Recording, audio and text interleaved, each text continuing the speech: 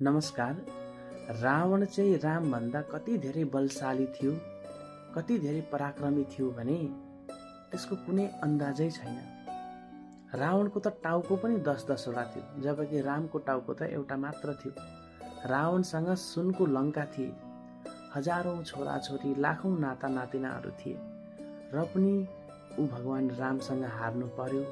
किन भन्दाखेरि तपाईहरू भन्नुहुन्छ होला, किनभने रामको चाहिँ विरुद्धमा आफ्नै भाइ विभीषण थियो।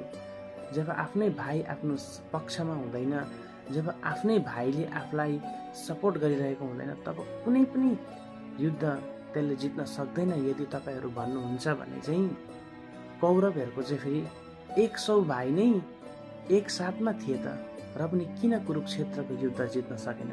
लु भन्नुहोस् त, के दाजुभाइ साथमा भएर मात्र पनि कुनै युद्ध जित्न सकिन्छ त?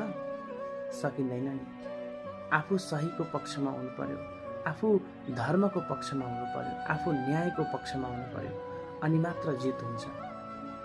यदि अधर्मको पक्षमा आफू उभिएको छ भने जति नै दाजुभाइले सपोर्ट गरून्, जति नै आफ्ना आफन्तले साथ दिउन्, तर पनि त्यो युद्ध जित्न सकिँदैन भनेर हाम्रो ग्रन्थहरूले भनेको छ। यदि दाजु दुष्ट छ भने दाजुलाई पनि त्याग्नुपर्छ, जसरी विभीषणले आफ्नो दाजु रावणलाई त्यागेका थिए। यदि पत्नी दुष्ट छ भने पत्नीलाई पनि त्याग्नुपर्छ, जसरी आत्मादेव ब्राह्मणले धुन्धुलीलाई त्यागेका थिए। र पिता यदि दुष्ट छ, पिता यदि अपराधी पापी छ भने पितालाई पनि त्याग्नुपर्छ, जसरी भक्त प्रहलादले हिरण्यकश्यपलाई त्यागेका थिए।